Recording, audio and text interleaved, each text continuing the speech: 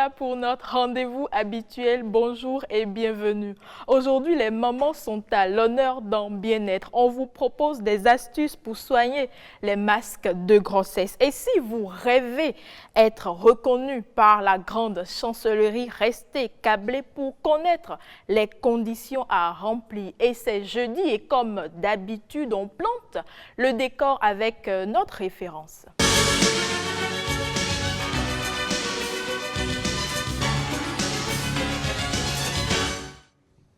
Ariane, bonjour. Bonjour Mylène, mesdames et messieurs, bonjour. Bruno, bonjour. Bonjour à vous Ariane, bonjour à vous Mylène. Vous êtes très bien habillée, voilà, des couleurs bien agencées, bon maquillage. Et je ne sais pas s'il faut dire du rose aux lèvres, ça va avec un peu le pagne, surtout je dirais au niveau du coude. Wow. Cette matière, je ne sais pas si c'est de la soie ou quoi. C'est un descriptif complet. Bonjour c'est rare, Bruno, hein? bonjour à toi. Bon, j'oubliais. Et vous aussi, vous êtes joliment habillés. Un joli couleur vert. verte, c'est en plus ma couleur préférée. Ouais, Ah oui? toi. Ah oui, c'est ma couleur préférée. Et puis Ariane, je remarque que tu es superbement maquillée ce midi. Ben, merci Mylène, c'est peut-être parce que nous allons parler de maquillage. Oui, justement. on va parler de maquillage aujourd'hui. Référence est aller à la rencontre d'une dame, un personnage assez atypique. Elle a fait le journalisme. Aujourd'hui, elle gagne sa vie en tant que maquilleuse professionnelle. Du micro au pinceau. Comment est-ce possible? On suit la guide Ariane.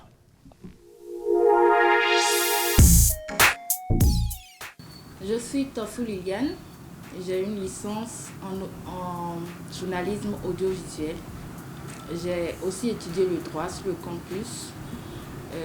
Aujourd'hui, je suis make-up artiste.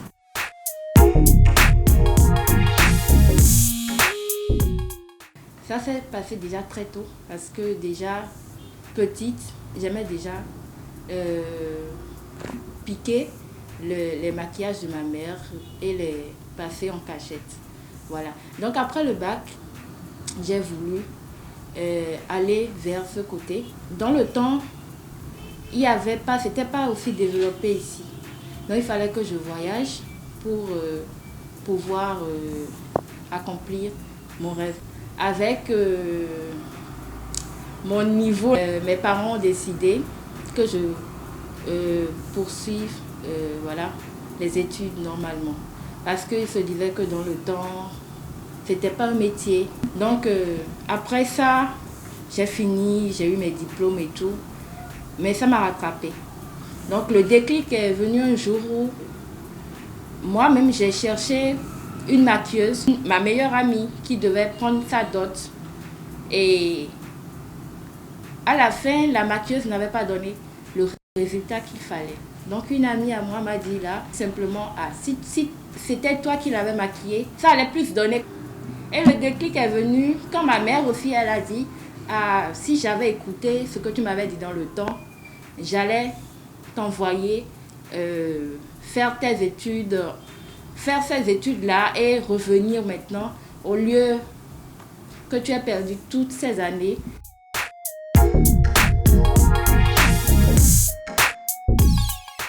Je me suis inscrite chez une maquilleuse de la place.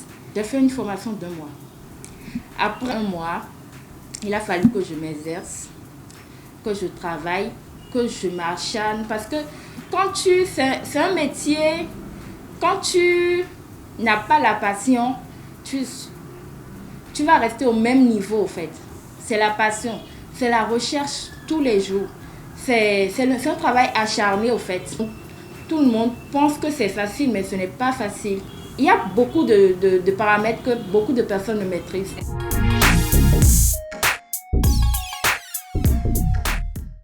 Déjà, il y a le make-up adapté au cinéma, où je peux rendre quelqu'un qui a 16 ans, je peux le rendre vieux. Le make-up adapté au cinéma, ça m'a toujours intriguée. Quand je regarde les films d'action, les gens se blessent ou les gens ont des brûlures sur le corps, je me suis toujours demandé, mais comment est-ce qu'ils réussissent ça?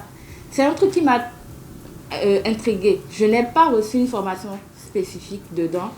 Au départ, d'abord, moi-même, j'ai griffonné un truc vite fait sur ma peau, une fausse blessure et tout. Ça a donné, j'ai dit, mais pourquoi pas aller sur YouTube. Il y a, de nos jours, il y a tout sur YouTube. Je suis allée sur YouTube, j'ai pris quelques tutoriels, j'ai essayé.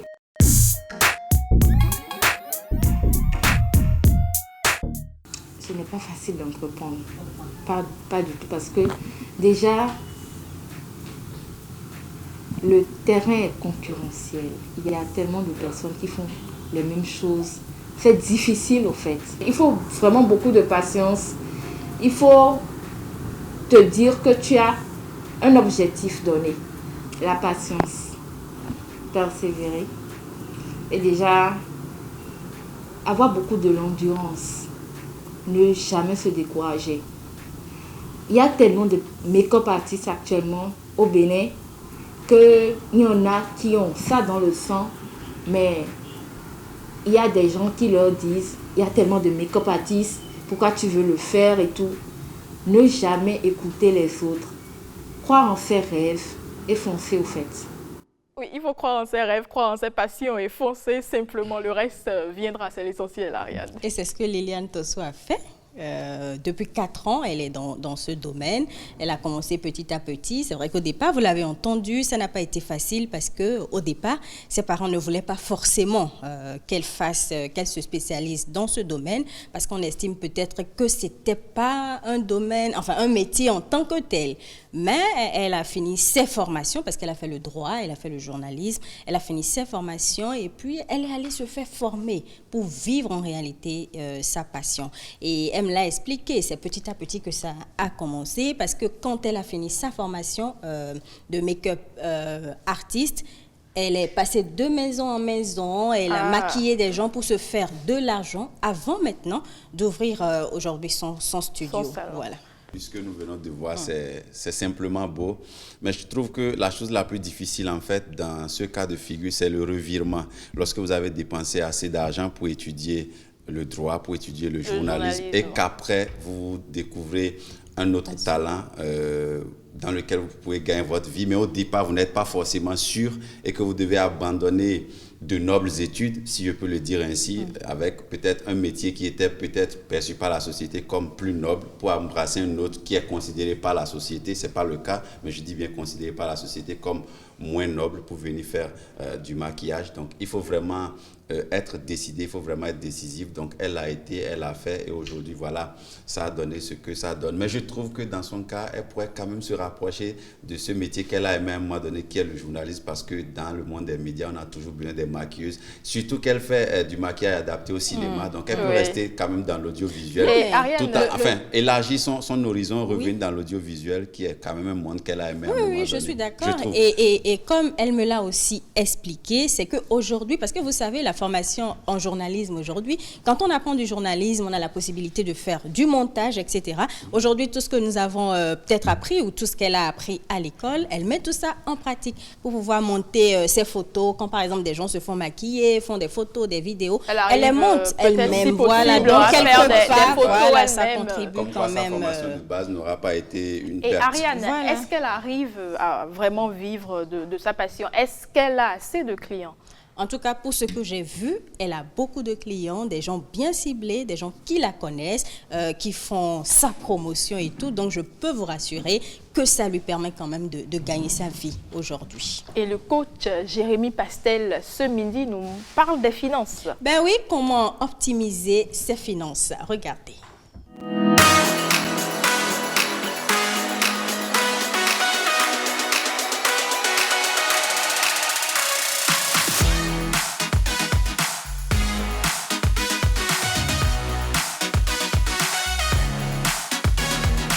La meilleure des choses est d'apprendre. L'argent peut être perdu ou volé, la santé et la force peuvent faire défaut, mais ce que vous avez appris est votre à jamais.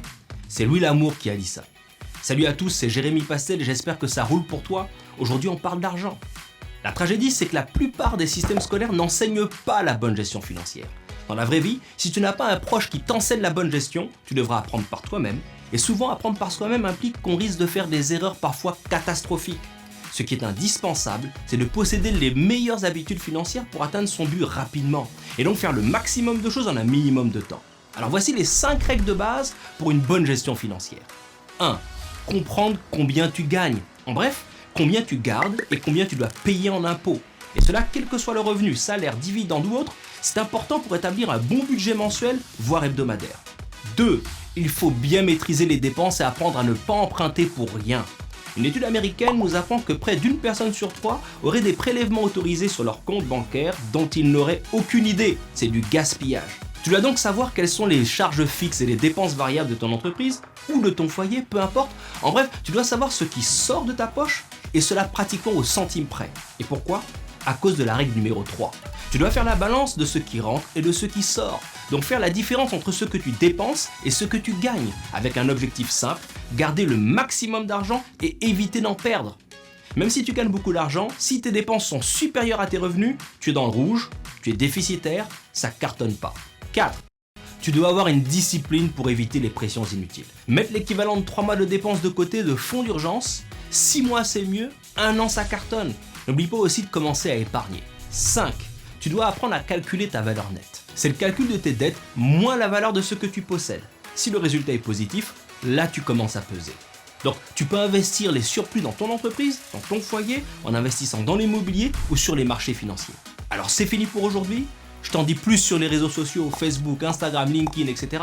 En attendant, gère bien ton argent et ensemble, on cartonne ça. À plus. On gère bien et puis on bien cartonne gérer son ça. argent, Mylène Fanou. C'est Il faut- très important.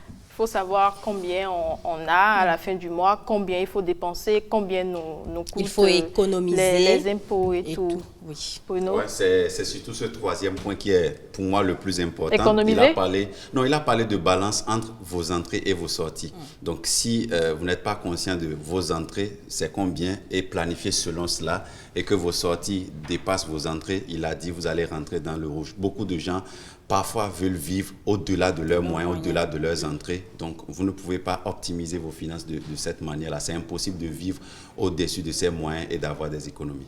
alors faites attention, soyez prudents et c'est bien ça, Ariane. C'est bien ça, je suis Vivez d'accord. à En la fonction hauteur de de vos moyens, exactement. pas plus. Ne pas trop désirer.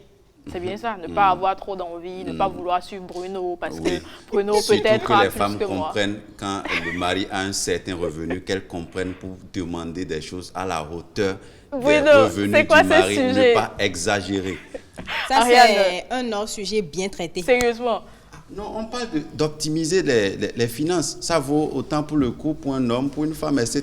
d'accord, Donc, on a compris. Ariane, on lui dit merci. Merci Bruno pour toutes ces informations. Ouais, donc aidez vos hommes. Hein. Et merci à toi, Ariane, pour cette découverte. C'est moi qui vous remercie. Alors, quel professionnel des médias, quel citoyen ne rêve pas d'être honoré par l'État? Ariane, Bruno? Tout le monde rêve. Moi, Ce j'en serait pas rêve. mauvais. Moi, je l'avoue, j'en rêve tout le temps. Alors, la médaille du mérite de l'État qui récompense les loyaux services rendus à la nation et la reconnaissance du mérite de l'agent par le biais de la grande chancellerie. Qu'est-ce que c'est la grande chancellerie? Quelles sont les conditions à remplir pour bénéficier d'une reconnaissance de ce type? Bruno Soali nous dit tout dans Autant savoir.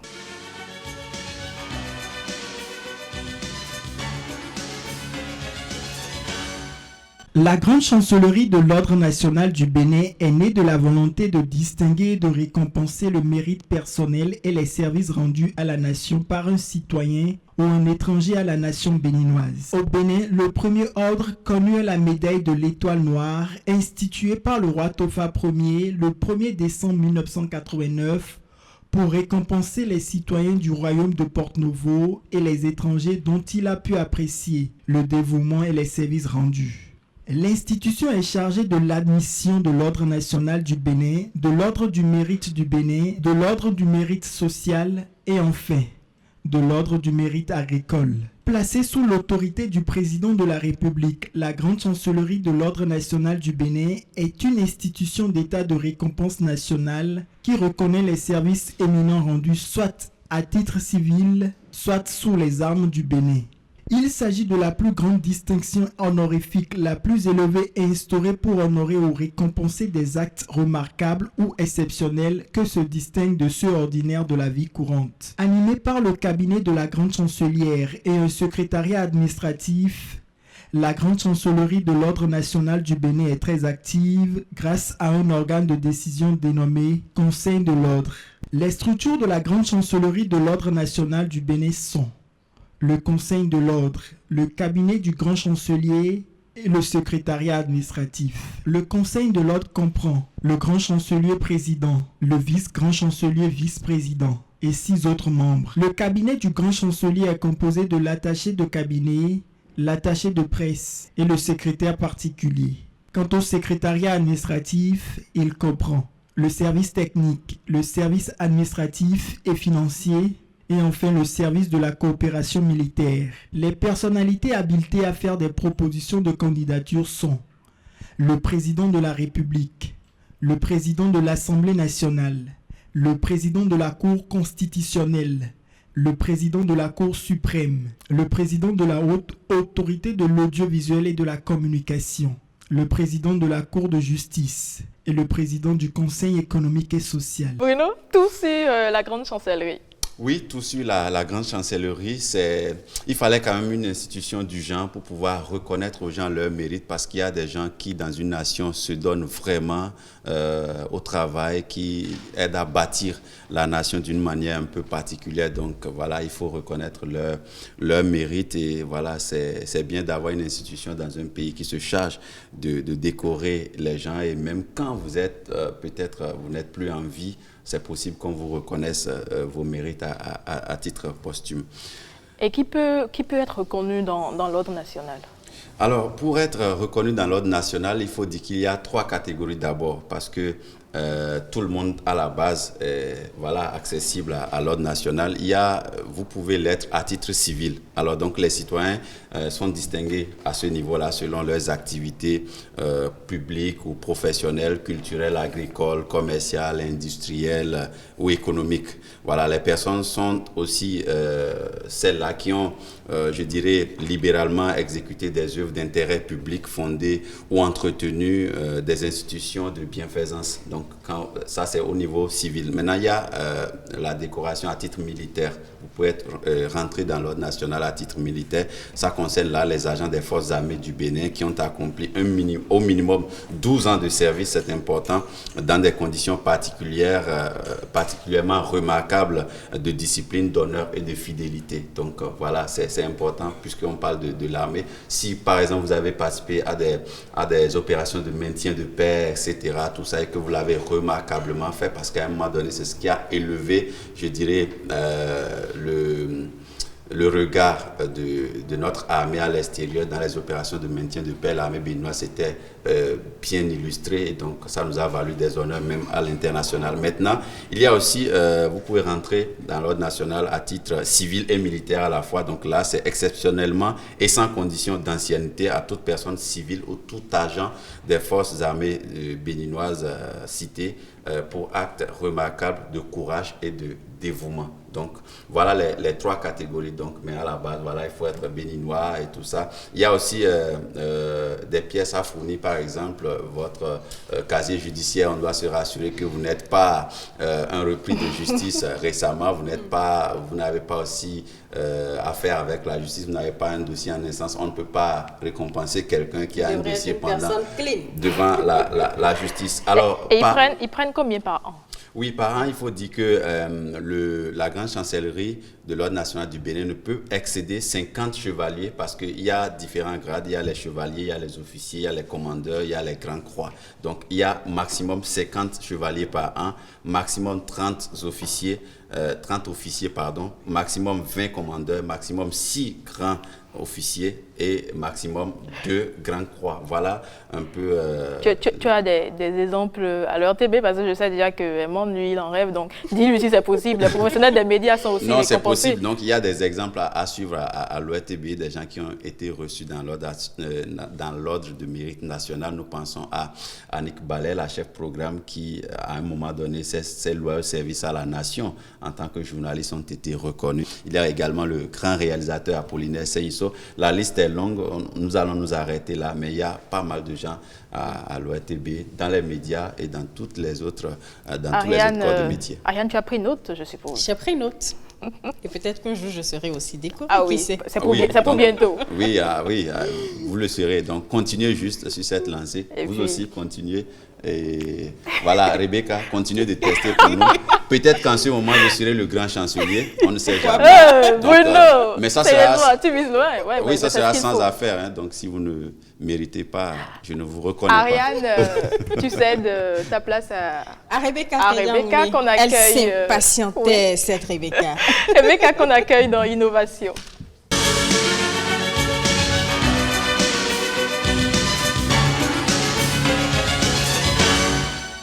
Rebecca, bonjour. Bonjour Mylène, bonjour aux téléspectateurs. Tu as entendu le message, continue, tu testes comme d'habitude. Donc depuis là, tout ce que bon je fais là, pour nous et puis tu vois. Tout ce que je fais depuis là, ça ne mérite pas encore. Non, il vous reste. Okay.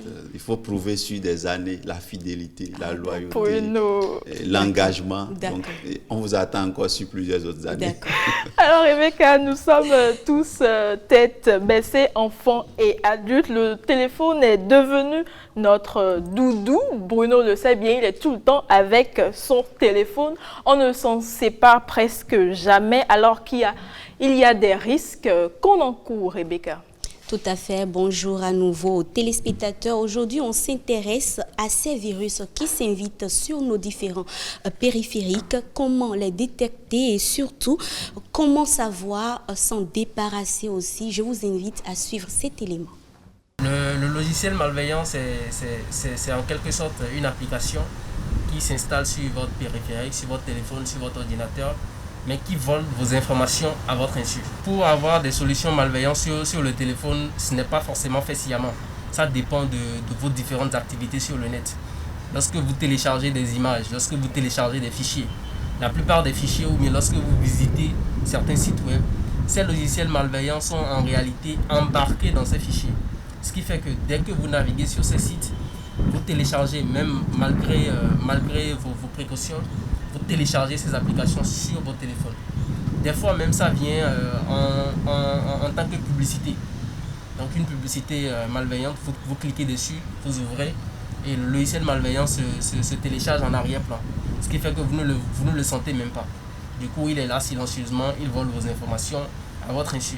Pour identifier un logiciel malveillant sur un téléphone, tout d'abord, c'est pas chose facile. C'est une opération qui est destinée à une application spécialisée. Application spécialisée qu'on met dans les antivirus et les anti-malware.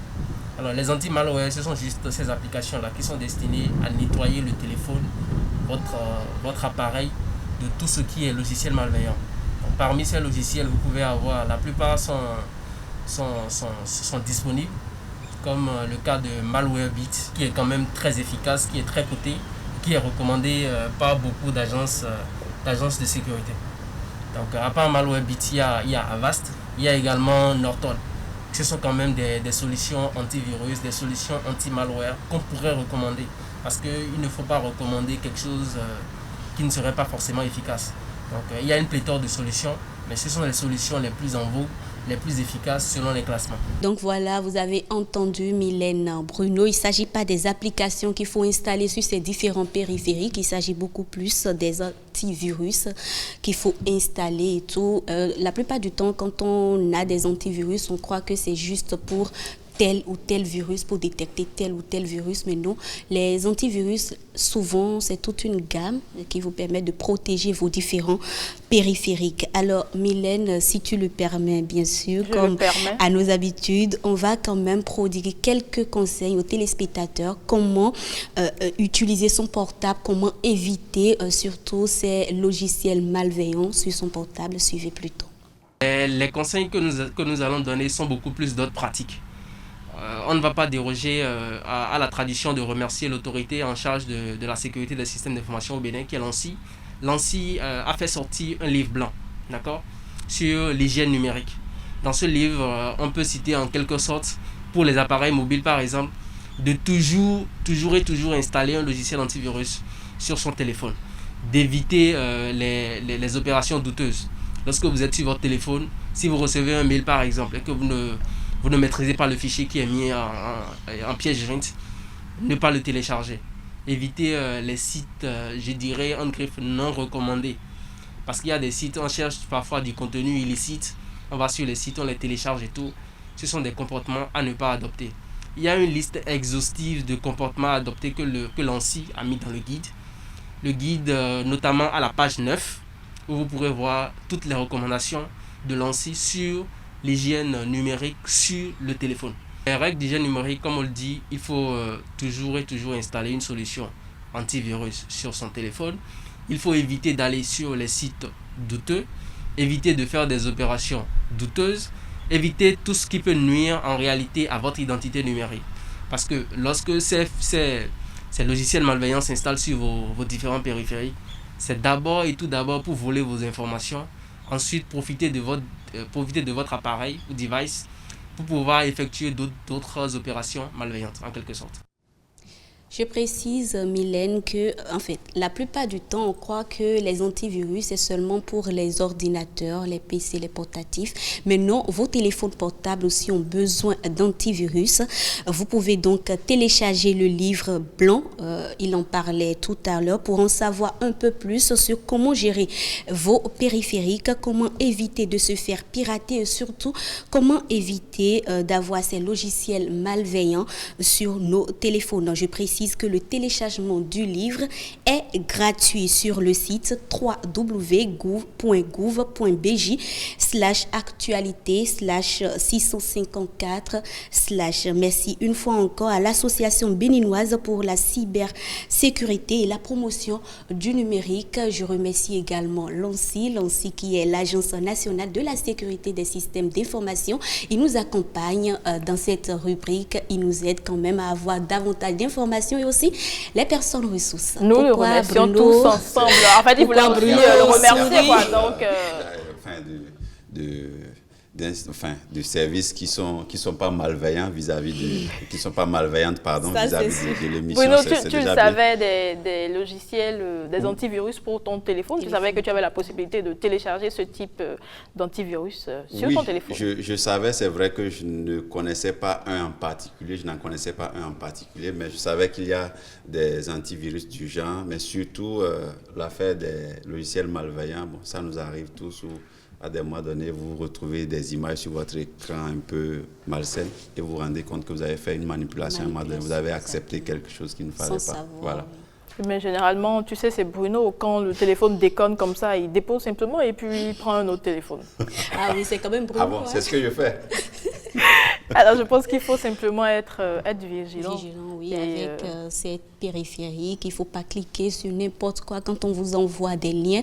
Et même, ça vient souvent sous forme de publicité. L'expert le disait tout à l'heure, ça vient souvent sous forme de publicité. On vous dit, vous voulez acheter telle chose, vous cliquez sur le lien et puis bon, c'est fini. Donc, il faut arrêter, il faut être vigilant, tout simplement, pour finir. Merci Rebecca, moi je serai vigilante. Je te le J'en promets. doute pas une seule seconde. Alors, les nouvelles sont assez intéressantes et tristes dans Pêle-mêle de ce midi. Vous le verrez tout à l'heure. Du Bénin au Japon, Hermon n'a rien laissé sur son chemin.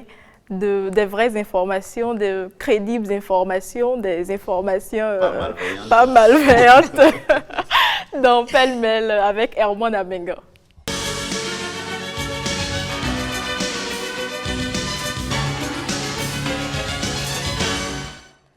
Hermon, bonjour. Bonjour Mylène, bonjour Bruno, bonjour à tous. Très heureux de vous retrouver sur le rendez-vous de midi. Toujours avec ta tasse. Il a débarqué avec sa tasse. Voilà, vous avez remarqué la même chose que moi. Bien sûr, c'est ma tasse à eau, donc pas ma tasse de thé. Alors, l'aventure s'arrête en demi-finale pour IFE à The Voice France. Bien sûr, oui, Franck-Olivier Nyakadiap, de son nom d'artiste IFE, est tombé en demi-finale samedi dernier de l'émission spectacle The Voice France sur TF1, la première chaîne de télévision française. Son parcours lui a permis de franchir avec brio les 4 premières étapes de la compétition, mais malheureusement l'aventure s'est arrêtée pour lui à une marche de la finale. Lui qui a ébloui par sa voix et son talent.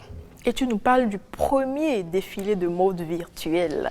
Oui, ce premier défilé de mode virtuel, on le doit à Hanifa Mvwemba qui frappe un grand coup dans un monde marqué par la crise sanitaire du coronavirus. Cette créatrice de mode a trouvé le moyen nécessaire de continuer par faire vivre ses activités. Elle a réalisé le tout premier défilé de mode virtuel. Promotrice et directrice de création d'une boutique de mode, elle a eu l'idée de lancer un défilé de mode virtuel avec des modèles numériques 3D et transparents. Le défilé de mode a eu lieu en direct sur la page Instagram de sa marque, une occasion pour elle de présenter la nouvelle collection Pink Label Kong au monde entier. Hanifa Mvwemba récolte les fruits de l'audace puisque depuis plusieurs jours, elle est sous les feux des projecteurs, ce qui booste l'image de sa structure qui va garder un souvenir positif certainement de cette crise sanitaire. C'est dire, Mylène, que même en temps de pandémie, les ménages continuent de tourner à 3000 à l'heure. Oui, tu as vu comment ça bougeait? C'était Oui, magnifique. C'était intéressant. Oui. Et crise sociale aux États-Unis, Angélique Kidjo met les pieds dans les plats. Oui, pour Angélique Kidjo, la pandémie de coronavirus comme les manifestations actuelles contre le racisme aux États-Unis ont étalé au grand jour les défauts d'un capitalisme qu'elle appelle à réformer. On suit un extrait de ses propos. La COVID-19 expose l'hypocrisie des pays riches qui veulent donner des leçons aux gens à propos de la pauvreté alors qu'ils s'en nourrissent et font du mal. C'est incroyable comme la COVID est révélatrice de cette réalité. La cupidité a fragilisé notre système, notre écosystème, notre humanité, notre liberté, tout. C'est une sonnette d'alarme pour nous tous, une remise à plat, le signe que nous ne pouvons pas rester observateurs dans notre société où il y a tant d'injustice et d'inégalités de richesse. Je pense que tout ce qui se passe aux États-Unis dure depuis une éternité. C'est peut-être la goutte d'eau qui fait déborder le vase. Toute la haine des Noirs est concentrée en ce moment. Et cela a montré au monde et aux Américains que par leur silence, en acceptant comme une norme que les Noirs peuvent être tués à tout moment, cela devient insupportable au XXIe siècle. Nous devons tous nous unir en un peuple d'Amérique. Le monde entier nous regarde. On n'est pas le plus grand pays au monde si on n'y arrive pas. Et ne laissons aucun responsable dire que nous n'avons pas le droit de descendre dans la rue. Je comprends la colère. Je comprends tout et plus. Car je subis des discriminations tout le temps. Mais je ne réponds pas par la violence. C'est la complexité humaine, c'est notre hypocrisie, notre schizophrénie. Je dis toujours, parler c'est facile, l'action demande de l'engagement.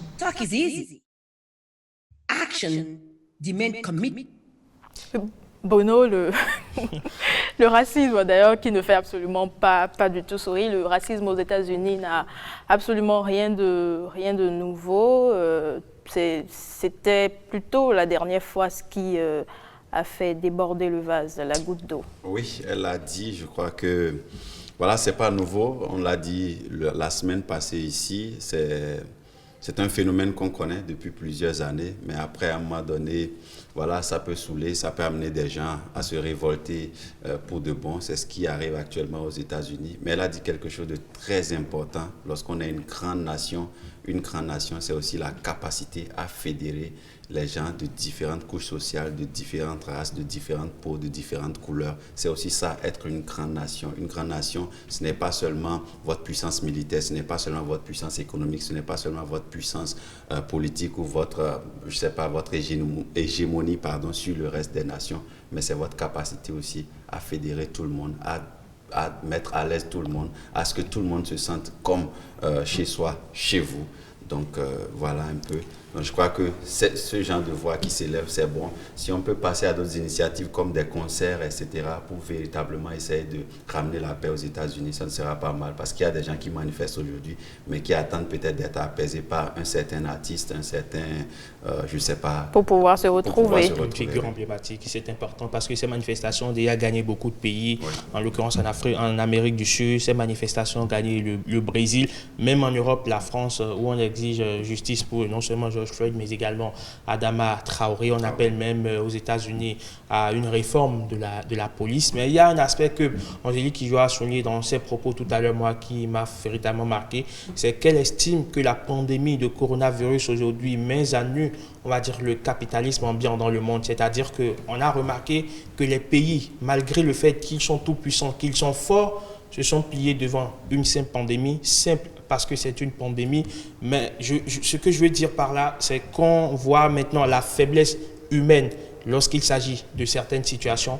Et donc, elle appelle à plus d'humanité dans un monde où, on va dire, être humain est devenu une denrée rare. Amako Mori, cette japonaise de 90 ans, est la plus vieille gameuse du monde après 40 ans d'écran et plus de 200 jeux. Madame Mori a été récemment désignée par le livre Guinness des records comme la plus vieille streameuse diffusant ses parties de jeux en ligne. La retraitée qui vit avec sa famille à Shiba dans la grande banlieue de Tokyo joue au minimum 3 heures par jour. C'est en 1981 que cette femme au foyer découvre les jeux vidéo lorsqu'elle achète une console et poche cassette Vision après avoir vu le plaisir pris par les enfants en y jouant. Elle n'a plus arrêté depuis. Mieux, elle a sauté d'une génération de consoles à une autre, telle que la Nintendo 64 ou désormais la PlayStation 4 que sa famille lui a offerte pour son 90e anniversaire. Mylène, sa chaîne YouTube, lancée en 2014, compte plus de 300 000 abonnés. Et tu sais, son plus cher désir, c'est acheter une console PlayStation 5 qui doit sortir fin 2020. Cela m'obsède réellement. J'en veux vraiment une, affirme-t-elle. Bruno, le jeu, ça te connaît? Ouais, vous savez, j'aime pas trop le game parce que ça a un côté un peu addict que j'aime pas trop. Et voilà, si vous pouvez voir une dame à 90 ans qui continue de passer près de ou plus de 3 heures par jour à jouer, c'est certainement ce côté addict qu'il a regagné. Mais si elle y prend du plaisir, il n'y a pas de souci. Vous voyez des gens qui n'ont pas du temps pour leurs femmes, pour leurs enfants, ils rendent du service. C'est directement la PlayStation qu'ils saisissent. Bon, voilà.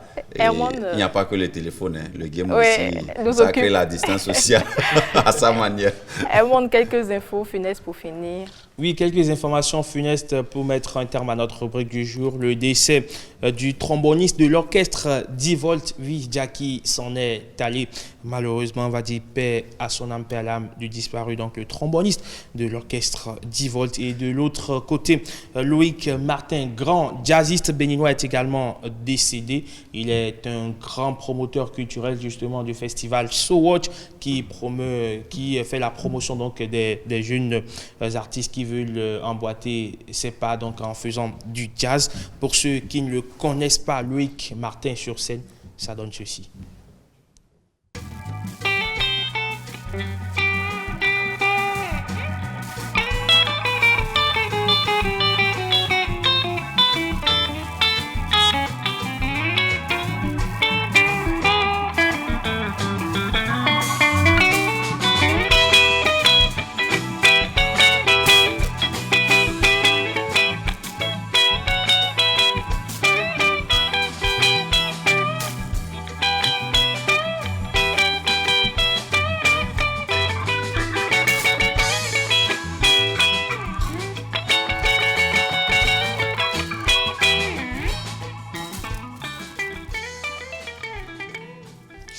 Voilà donc un extrait de Loïc Martin sur scène, paix à son âme, paix à l'âme de l'artiste. Qu'il repose en paix. Qu'il repose en paix.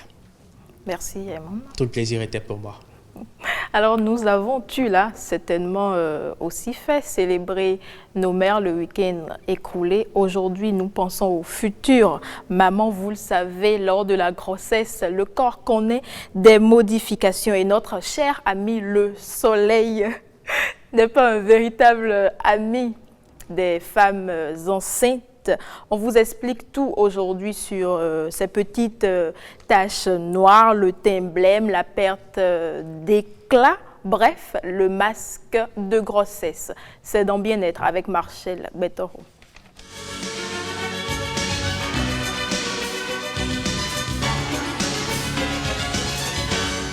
Bonjour Marcel, comment vas-tu? Je vais très bien chez vous. Ça va. Bonjour Raymond. Bonjour Marcel, comment vas-tu? Je vais très bien. Super. Ça va. Aujourd'hui, on parle du masque de grossesse. Bien sûr. Bonjour, chers amis téléspectateurs. Eh bien, nous parlons du masque de grossesse. Nous avons essayé de rencontrer pour vous une spécialiste de santé, notamment Madame Annick Nonou Agani. Elle est sage-femme diplômée d'État. Nous l'avons rencontrée au sujet du masque de grossesse. Les réponses à nos questions, suivez et on revient après.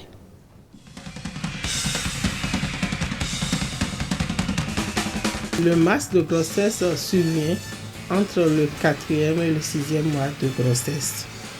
Cela se manifeste par des taches brunes du visage, surtout du visage, parfois parsemées sur le front, les pommettes, sur le nez, les joues, mais plus précisément et plus profond sur le menton. Et parfois ça attaque aussi le cou de la femme enceinte.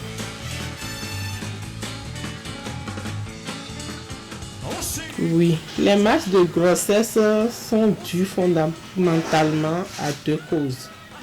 Il y a l'exposition prolongée au soleil qui déclenche l'hyperpigmentation, mais il y a aussi le trouble hormonal lié notamment à la sécrétion abondante d'estrogène.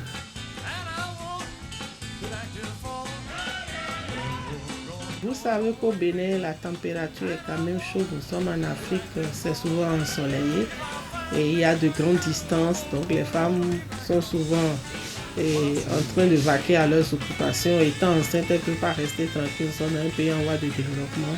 Elles sont obligées de faire leur petit commerce, ou même si c'est pour aller au service. En tout cas, les allers-retours nous exposent quand même au soleil. Je dirais que ça ne pose pas en tant que tel de problème à la femme. Mais vous savez, par nature, la femme aime le confort physique.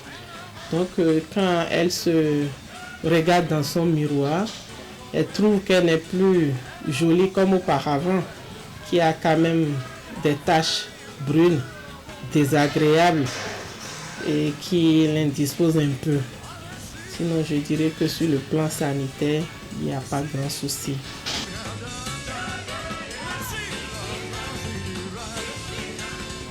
Oui, il y a bien sûr une possibilité d'éviter le masque de grossesse parce qu'on connaît les causes.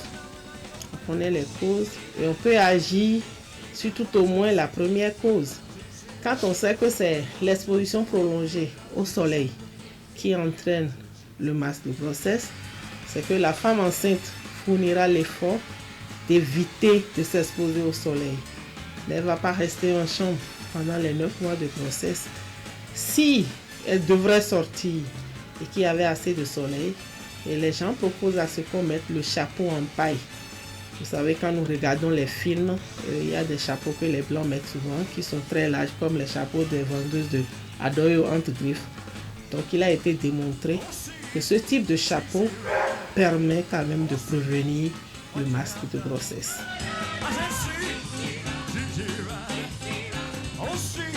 La nature sait faire ces choses. Normalement, dans la majorité des cas, après l'accouchement, le masque de grossesse disparaît progressivement. Mais c'est vrai que chez quelques femmes, chez quelques rares gestantes ou accouchées, ça demeure et ça ne s'en va pas spontanément. Là, c'est qu'il faut apporter des soins spécifiques, soit cosmétiques ou dermatologiques. Et là, les spécialistes savent qu'est-ce qu'il faut prescrire pour atténuer l'hyperpigmentation. Les gens proposent aussi de faire le peeling médical. Ça permet de vider l'épiderme et le derme de l'hyperpigmentation.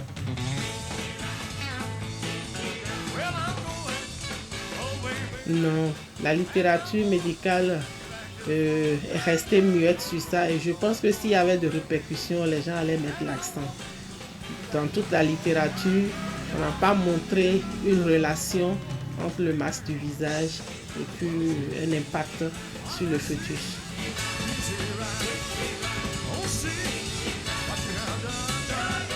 Ce qu'on peut conseiller aux femmes, c'est de se débrouiller, avoir le chapeau en paille, de ne pas avoir honte, parce qu'elles savent ce pourquoi elles mettent ce chapeau. C'est pour prévenir ce type de masque. Vous savez, l'homme aussi aime l'esthétique par nature. Et quand la femme est enceinte, l'homme est déjà boosté au dehors.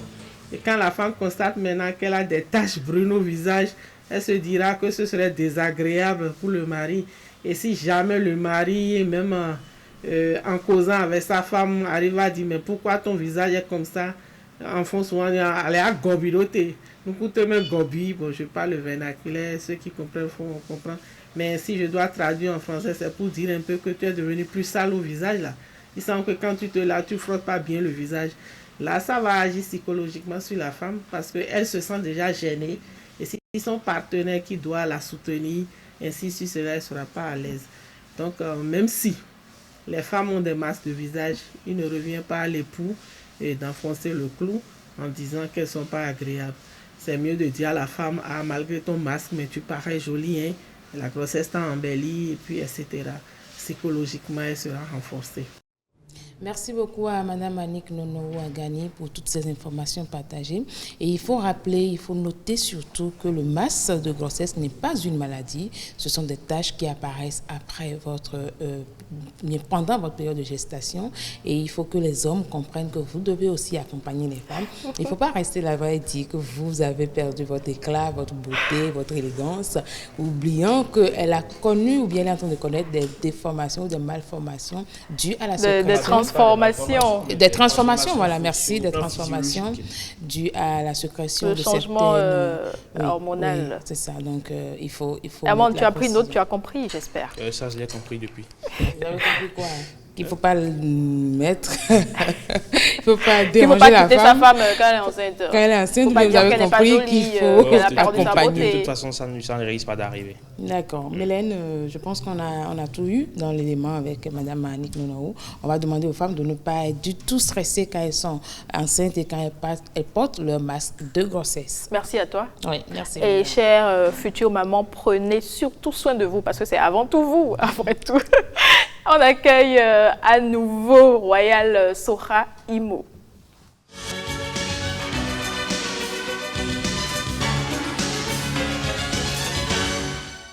Bonjour, monsieur Sulpice Ouagini. Bonjour, ma tante. Vous allez bien? Très bien. Bonjour, monsieur Herman. Bonjour, monsieur Sulpice. Merci d'être une fois encore avec nous. Oui. Je remercie Dieu de nous permettre de nous retrouver quelquefois et parler de Soha Imo.